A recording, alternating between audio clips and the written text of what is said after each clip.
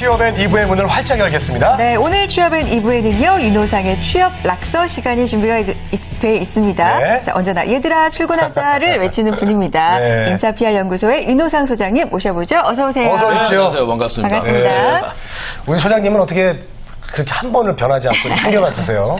죽을 때까지 이렇게 있으려고요. 아유, 좋습니다. 예. 늘 밝고 듬직하시고 그래요. 건강하십니다. 건강하시는 게 중요하죠. 네. 자, 오늘 화면 통해서 오늘의 주제부터 만나보겠습니다. 8대 스펙의 불편한 진실이라고 나왔습니다. 오늘은 좀 불편한 얘기를 하실 건가 봐요.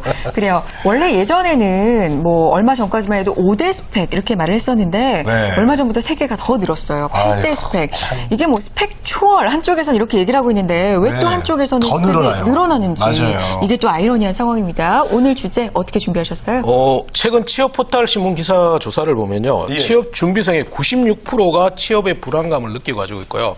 이런 여러 가지 원인 중에서 어학 점수, 그다음에 자격증 등의 스펙 부족 때문에 취업이 힘들 거라고 예상하고 있습니다. 예. 근데 실제 이제 강의나 코칭을 다니다 보면 취업 준비생이 이런 통계에 보다 더 심각하게 스펙에 대해서 받아들이고 있거든요. 그래서 오늘은 이 스펙이 과연 진짜 그만큼 심하게 보는지 그걸 기업 입장, 그다음에 면접관 입장, 인사팀 입장에서 좀 속 시원하게 이야기해보고자 합니다. 네. 아무리 뭐 스펙 파괴라고 하지만은 기본적인 것들은 좀 중요하지 않을까 생각이 듭니다. 자, 어떤 걸 준비하고 공부했는지 사실 그 기본을 보는 거거든요. 예. 자, 근데 8종, 예. 아까 홍선혜 씨가 말했듯이 5종이었는데. 많아요. 8종 됐습니다. 네. 기본 패키지가 있는 것도 아니고 옵션이 추가됐어요.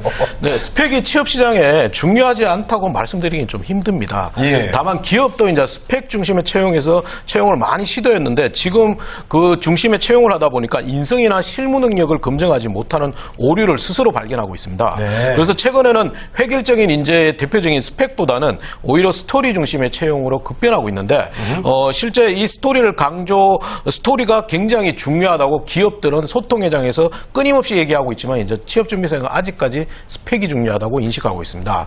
그래서 일단 스펙 부분을 들어본다면 과거의 스펙 5종이란 것은 5종이 있었고 8종 다시 9종으로 진화되고 있는데 먼저 스펙 5종은 학벌, 즉 학교를 비롯해서 학점, 토익 점수, 그다음에 어학 연수, 그다음에 자격증을 의미하고요.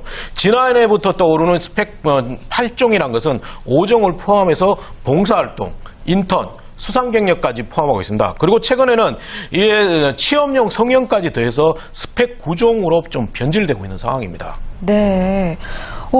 스펙 9종에 깜짝 놀랐어요. 성형까지 포함이 돼서. 아, 그래요? 이걸 요즘은 또 9종이라고 하나요?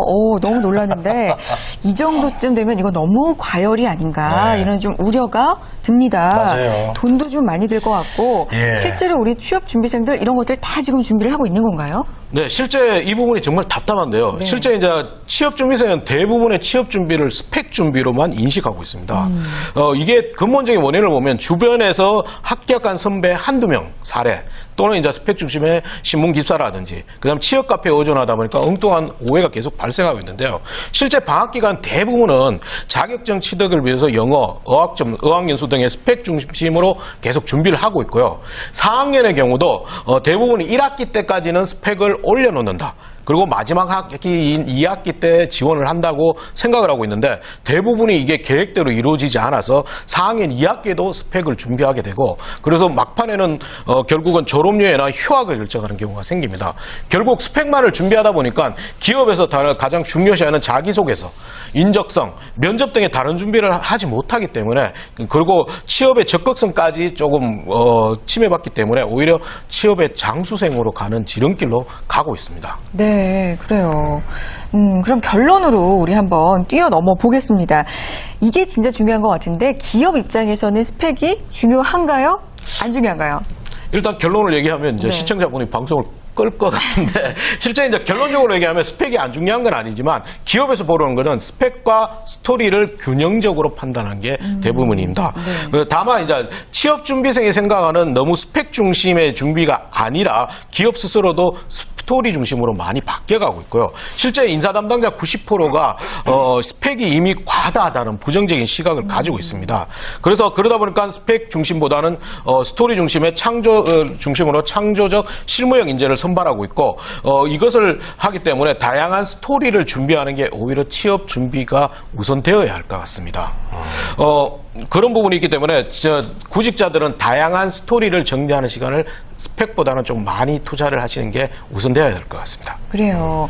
자, 스펙, 스토리 점점 이제 필요한 게 많아지는데 그렇습니다. 스펙도 전혀 준비를 또 안 할 수는 없고요. 거기에다가 스토리 준비까지 뭔가 좀 많아지는 느낌입니다. 그럼 오늘 주제가 일단 스펙 8대 스펙의 불편한 진실이니까요. 8가지에 대해서 좀 우리가 파헤쳐 보죠. 좀 자세히 좀 알려주세요. 8가지에 네, 대해서. 먼저 가장 기본적인 학교, 네. 학점, 토익 부분인데요. 일단은 뭐 대부분의 명문대 출신의 학점이나 토익 점수가 좋은 사람들이 대기업을 간다. 이런 선입관을 가지고 있는데 이런 부분은 조금 다른 면이 있습니다. 실제 학교의 경우는 초중 고등학교의 12년의 성실성을 파악하는 목적이 강하고요. 학점의 경우는 대학 4년 동안의 성실성을 파악하는 목적성을 가지고 있습니다. 네. 그리고 또한 이제 토익의 경우는 토익 등의 외국어 점수는 직접적인 연관성을 지닌 핵심 직무가 아니라면 지원자의 성실성을 파악하는 게 대부분입니다.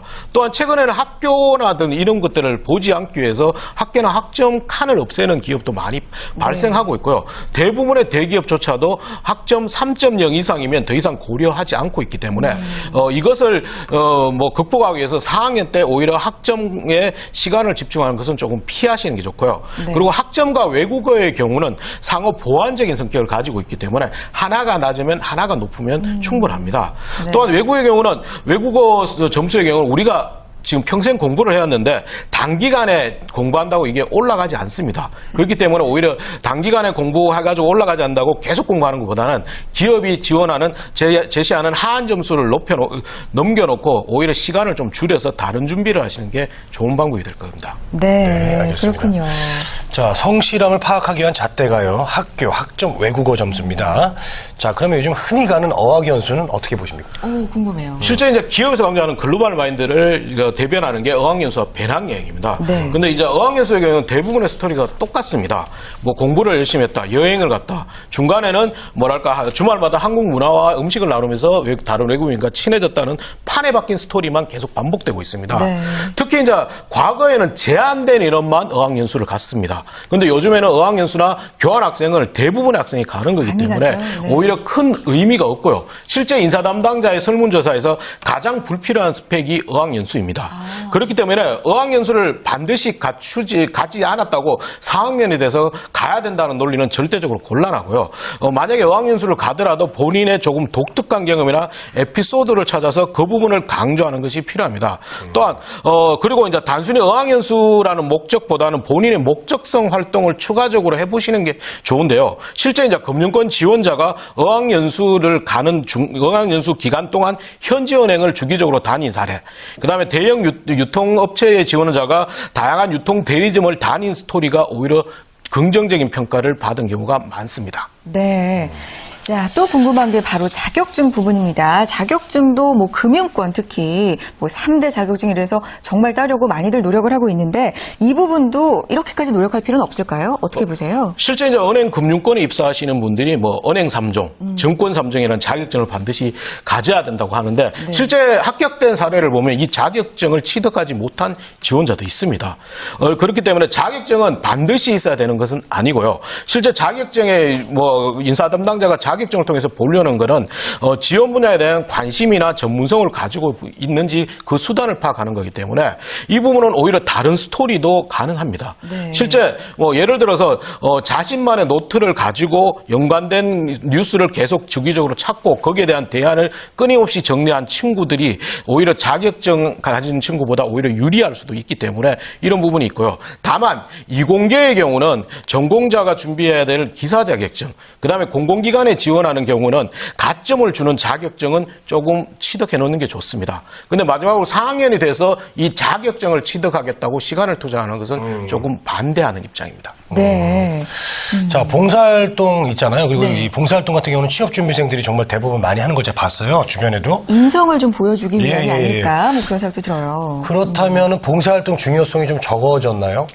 실제 이제 이 부분이 이제 기업에서 얘기 못하는 부분인데요. 실제 봉사활동이 과거보다 중요성이 떨어져 있는 상태입니다. 실제 이제 뭐 몇 년 전에 서해안 기름대 유출 사건 이후로는 네. 거의 대부분 온 국민들이 봉사활동을 한 상태이기 때문에 그리고 이제 대부분의 지원자들이 봉사활동 자체 내용이 차별성이 전혀 없습니다. 네. 그렇기 때문에 이걸 기업 입장에서는 봉사활동이 중요하지 않다고 얘기를 못하기 때문에 자꾸 부각을 시키는데요. 이 부분은 조금 다른 지원자가 다른 노력이 있다면 그런 스토리로 좀 전개를 하시거나 아예 메인 스토리에서는 좀 빼시는 게 낫습니다. 네. 그래요? 봉사는 사실 하면 할수록 좋은 거니까 좋은 거예요. 마음에서 우러나서. 전 국민이 네. 다 했잖아요. 그래요. 그리고 하고 있고.